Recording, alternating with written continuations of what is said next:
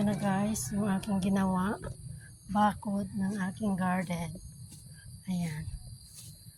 Kasi, baka anuhin na naman ang manok. Ang gaganda pa naman na. Ayan.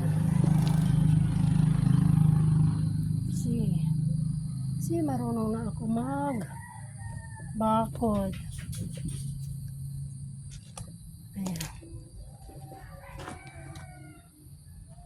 Aking garden. Diba? Para hindi anuhin ang manok. Kasi yung mga manok dito na ko. Ayan, malalaki na ang eggplant ko. O, diba? Tapos dito naman, kalabasa ito. Kalabasa. 3 kalabasa yata yan. Tapos ito yung kamuting kahoy. Ayun o. Meron lang tumubo ng kamuting kahoy. Ayan.